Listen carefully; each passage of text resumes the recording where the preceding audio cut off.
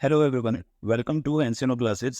आज एनसीनो क्लासेस में हम आपको क्लास 10th का एक चैप्टर करवाएंगे जिसका नाम है सम एप्लीकेशन ऑफ ट्रिग्नोमेट्री। इस चैप्टर को करने से पहले आपको ट्रिग्नोमेट्री के रेशियोज के बारे में पता होना जरूरी है।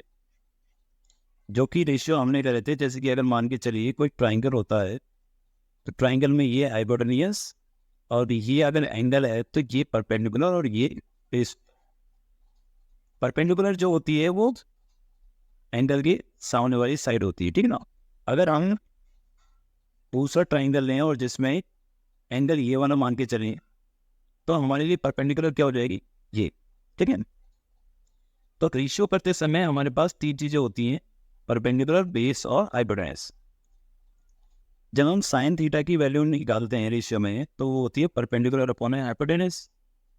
कॉस थीटा की जो वैल्यू निकालते हैं वो होती है बेस अपॉन में हाइपोटेन्यूज। और tan थीटा की जो वैल्यू होती है वो होती है परपेंडिकुलर अपॉन में बेस। और बाकी इन सब की अपोजिट वैल्यूज होती है, ठीक है ना। बेसिकली हमें ये तीन वैल्यू भी पता हो तब भी हम इस चैप्टर को बड़ी आसानी से कर लेंगे। तो इस चैप्टर में करना क्या है हमें, जैसे कि देखो आपको स्टार्टिंग में दिख रहा है हाइट्स एंड डिस्टेंस। इस चैप्टर के अंदर आपको हाइट और डिस्टेंस ही निकालना है। क्या कौन सी हाइट और कौन सा डिस्टेंस निकालना होगा, तो देखिए समझते हैं। एज्यूम करिए कि आपके पास एक ये टावर है, इनार है, ठीक है। क्वेश्चन आपसे बोल देगा कि इसकी हाइट फाइंड करिए, ठीक है। या तो जैसे कि ये आपको दिख रहा है कि पर्सन खड़ा हुआ है और क्वेश्चन ये पूछ लेगा आपसे कि मीनार से इसकी दूरी कितनी है, मीनार से इसका डिस्टेंस कितना है, वो बताइए। तो इन दोनों चीज़ों को निकालने के लिए हम इस चैप्टर पर यूज़ करेंगे। इस चैप्टर में ये समझने वाली बात क्या है, समझने वाली बात जैसे कि सबसे पहली चीज़ ली हुई है लाइन ऑफ साइट। क्या होता है ये line of site? Line of site का मतलब होता है जब हम किसी भी चीज को देखते हैं, जैसे कि ये पर्सन है, ये टॉप ऑफ टावर देख रहा है, तो जो लाइन स्ट्रेट लाइन होती है तो उस स्ट्रेट लाइन को हम कहते हैं लाइन ऑफ साइट, यानी कि देखने की एक लाइन, ठीक है ना।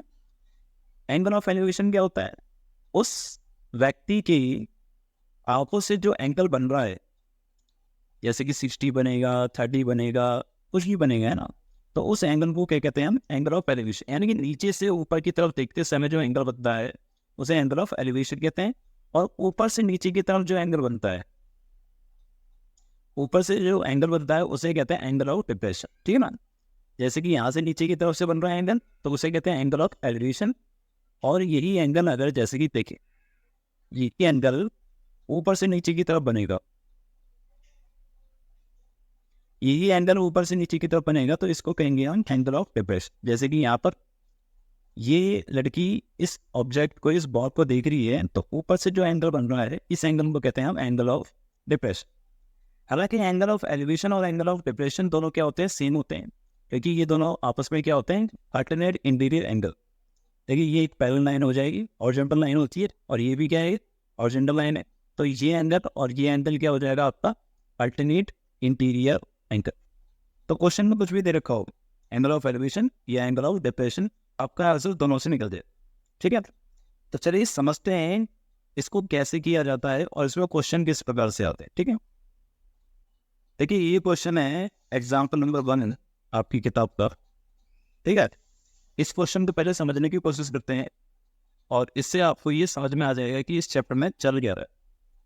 क्वेश्चन कह रहा है tower stand vertically on the ground from a point on the ground which is 50 metre away from the foot of tower. Question कह रहा है कि टावर के फुट से 15 मीटर दूर एक पॉइंट है, ठीक है। जो पॉइंट क्या है? सी। तो सी से लेकर बी तक की जो दूरी है, डिस्टेंस है, वो 15 मीटर है। The angle of elevation, elevation मतलब नीचे की तरफ से, angle of elevation of the top of tower is found to be 60 degree. तो 60 डिग्री का एंगल दे रखा है। Find the height of tower. अब देखिए क्वेश्चन को कैसे करना है। सबसे पहले आप ये चेक करिए कि आपको फाइंड क्या करना है, और फिर दूसरा चेक ये करिए कि आपको गिवन क्या दे रखा है। इस एंगल के अनुसार आपको हाइट ऑफ टावर फाइंड करनी है। तो हाइट ऑफ टावर फाइंड करनी है तो हाइट ऑफ टावर जो हो जाएगी वो क्या हो जाएगी? एक तरह से परपेंडिकुलर हो जाएगी हमारे, है ना, इस एंगल के अनुसार ये क्या हो जाएगी आपकी परपेंडिकुलर। और आपको जो गिवन दे रखा है वो क्या दे रखा है आपका बेस। तो आपको बस ध्यान रखना है कि परपेंडिकुलर और बेस से रिलेटेड आपका कौन सा ट्रिग्नोमेट्री रेशियो होता है। तो परपेंडिकुलर और बेस से रिलेटेड आपका जो ट्रिग्नोमेट्री रेशियो होता है वो होता है 10 का। आपके पास BC की वैल्यू कितने दे रखी है 15 मीटर। एंगल कितना दे रखा है, angle ACB equal to 60 degree. Triangle है आपका ABC, तो लिखेंगे इन ट्राइंगल ABC हमें परपेंडिकुलर बेस से रिलेटेड एंगल बनाना है, तो हम लिखेंगे tan theta equal to perpendicular upon में बेस। और थीटा की वैल्यू है हमारे पास 60 डिग्री और परपेंडिकुलर की वैल्यू है हमारे पास AB और बेस हमारे पास है BC। tan 60 होता है हमारा √3 और AB की वैल्यू हमें निकालनी है और BC वैल्यू दे रखी है 50। तो 50 इधर चला जाएगा तो AB की वैल्यू क्या हो जाएगी हमारी 15√3 मीटर। तो ये क्वेश्चन होगा बहुत ही सिंपल, आपको समझ में आ गया होगा। ठीक है, एक और क्वेश्चन करते हैं ताकि और बेटर समझ में आते। अब देखिए अगला क्वेश्चन समझते हैं हम, क्वेश्चन नंबर 2। अच्छा ही क्वेश्चन है। क्वेश्चन कह रहा है an electrician has to repair an electric fault on a pole of height 5 metre. तो यहाँ पर आपको इस पोल की जो हाइट दे रखी है वो आपको दे दी है 5 मीटर।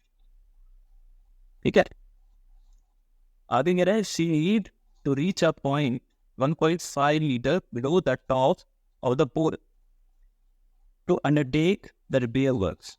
तो रिपेयर वर्क करने के लिए उसे जिस पॉइंट पर जाना है वो 1.3 मीटर बिलो द टॉप है, टॉप से 1.3 मीटर नीचे है। इसका मतलब यहाँ पर उसे पहुँचना है और ये जो पॉइंट है 1/3 मीटर नीचे है। तो सिंपल सी बात है कि हमें जो वैल्यू चाहिए वो कहाँ से कहाँ तक की चाहिए, B से लेकर D तक की। तो B से लेकर D तक की वैल्यू क्या होगी, टोटल वैल्यू 5 है जिसमें से माइनस हो जाएगा 1.3 यानी कि 3.7 मीटर।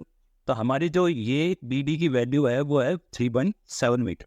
ठीक है, what should be the length of the ladder that she should use which. सीधी सीधी बात है, ये क्वेश्चन पूछा है कि कितनी लंबाई की आपको लैडर की जरूरत पड़ेगी। तो हाइपोटेनस के बारे में आपसे पूछ रहा है। ठीक है, when incline an angle 60 degree का एंगल बन रहा है to the horizontal would enable her to reach the required position. Also, how far from the foot of the pole should she place the foot of the ladder? बोला कि कितनी दूरी पर है फुट ऑफ द पोल से foot of the ladder, यानी कि D से लेकर C तक की वैल्यू भी आपसे क्वेश्चन पूछ रहा है। तो क्वेश्चन में यहाँ पर दो चीजें पूछी गई हैं आपसे, एक हाइपोटेनस पूछी गई है और एक पूछा गया है distance between ladder and pole. ठीक है, तो इस क्वेश्चन को कैसे करेंगे, करने का तरीका वही है, आपको बस इतना ध्यान रखना है कि आपके पास गिवन क्या है और निकालना क्या है। जैसे कि पहली चीज आपके पास गिवन है परपेंडिकुलर और आपको निकालनी क्या है हाइपोटेनस। तो परपेंडिकुलर और हाइपोटेनस से रिलेटेड कौन सा फॉर्मूला होता है आपका, साइन थीटा का। साइन थीटा क्या होता है, परपेंडिकुलर अपॉन में हाइपोटेनस। तो यहाँ पर हमारे पास AD की वैल्यू दे रखी थी 5 मीटर और हमने BD की वैल्यू कैसे निकाली, 5 में से 1.3 को माइनस कर जो कि है 3.7 मीटर। अब in triangle BDC sine theta की वैल्यू लग जाएगी इसमें, sine theta equal to perpendicular upon में हाइपोटेनियस। तो साइन 60 डिग्री, परपेंडिकुलर क्या है आपके पास, परपेंडिकुलर है BD और हाइपोटेनस क्या है आपके पास BC।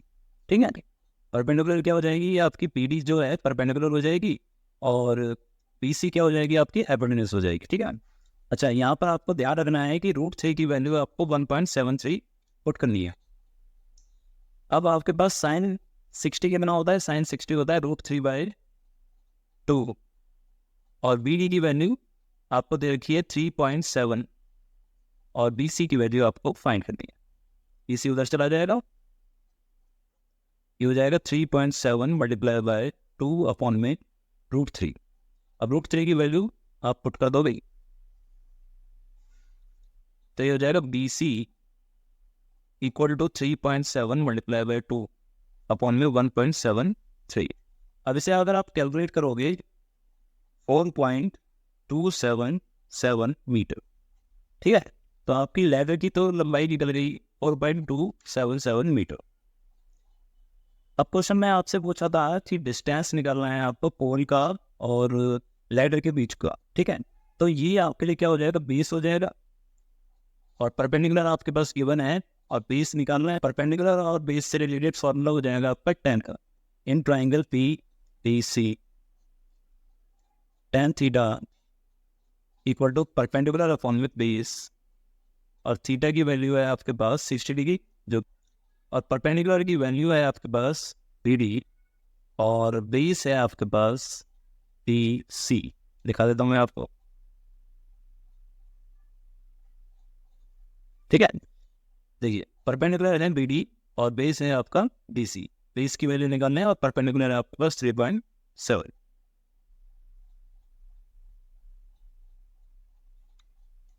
तो tan 60 कितना होता है आपका, tan 60 होता है आपका √3,